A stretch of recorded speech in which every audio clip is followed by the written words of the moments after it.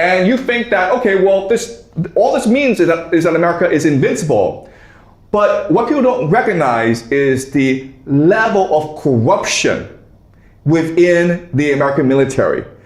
The American military is probably the most corrupt institution in the world, by far. No one even comes close, okay? September 10th, 2001, Donald Rumsfeld, who's the Secretary of Defense for the Americans, he's head of the Pentagon, and this is a day before September 11th, the 9/11 attacks. He said that, he had a press conference and he said that, look, we've looked at the Pentagon books, okay?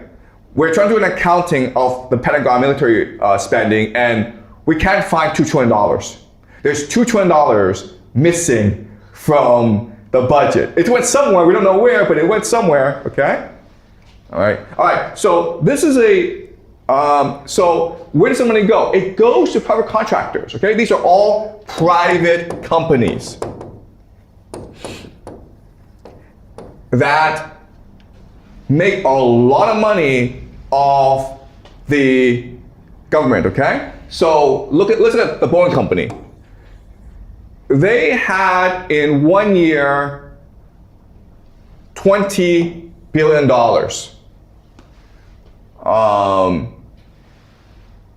from the government. They got $20 billion in contracts from the government, okay? To do so, they had to spend $16 million in order to lobby Congress through advertisements, through political campaigns. And then they bribe, this is a bribe to politicians. They spent $2 million, okay? So this is a really good business to be in. You spend $2 million,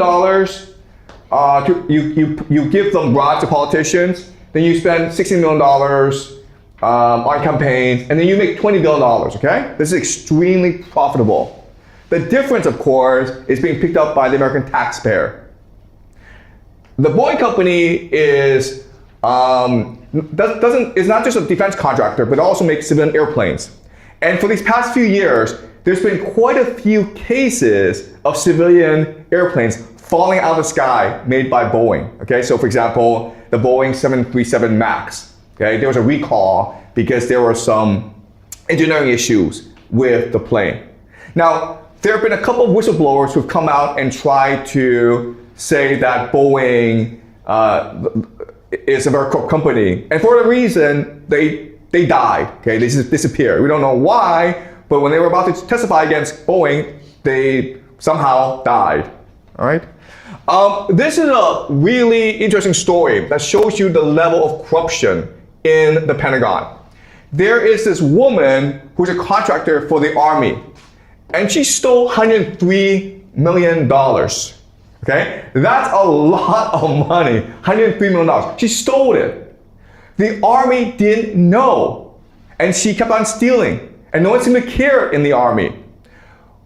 But then the IRS, this is the Internal Revenue Service, they recognized that she was getting all this money from somewhere, so they investigated her and recognized, oh my God, she's stealing from the Army. So the IRS told the Army, and that's when the Army recognized, oh, we have a problem, okay?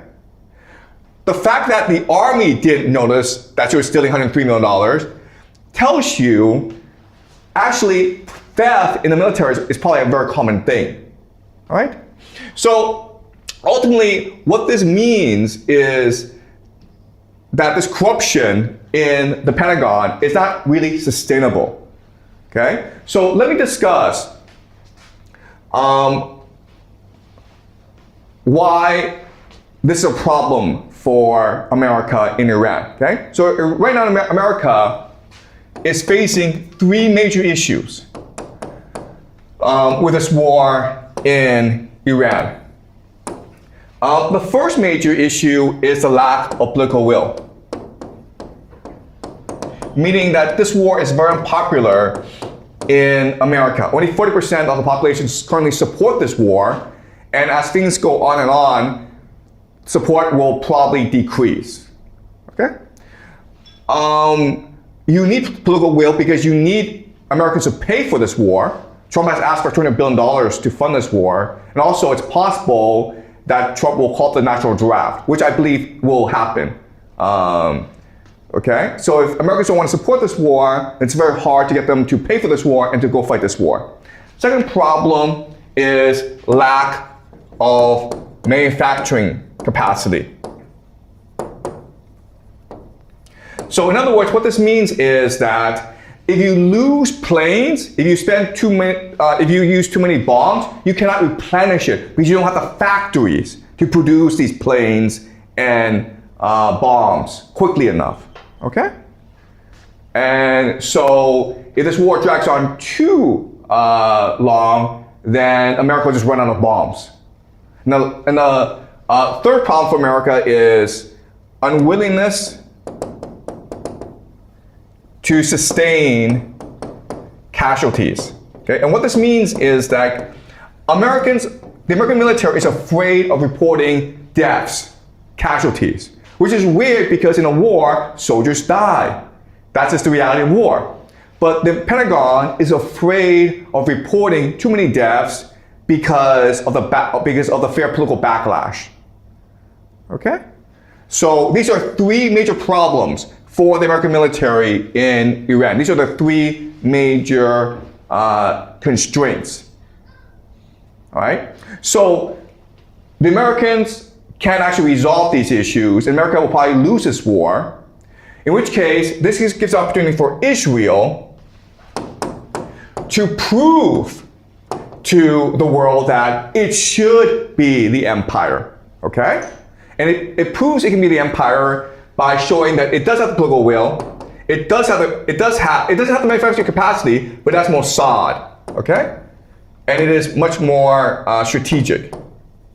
The last thing is that it is resilient, meaning that it is willing to accept casualties, okay? So basically, the idea here is the global elite, they need an empire to provide the muscle, but the empire must prove that it can serve the needs of the global elite, okay? And so an empire must prove three things. First of all, it must prove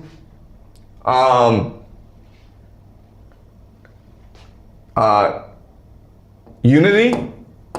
It must prove it has the resources and the capacity, basically the capacity, okay?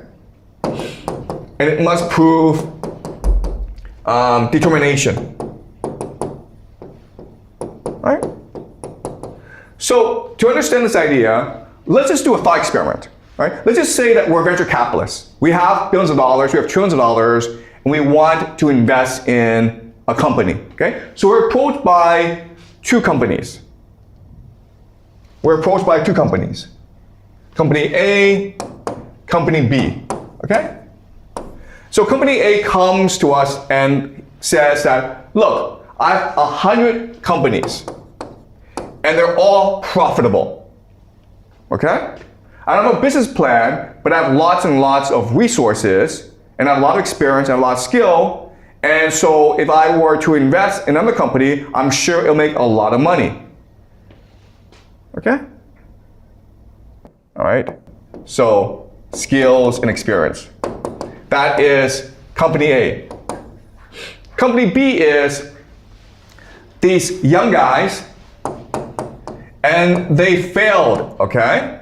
But they're like, you know what? We're gonna put our heart and soul into this enterprise. We're going to work 16 hours a day, every day for as long as it takes. And we won't stop, okay? Even if this company is successful, we're gonna keep on going because it's our passion. And if this company fails, then we're bankrupt. We might kill ourselves, all right? So if you are the venture capitalist, do you put your money in A or do you put your money in B?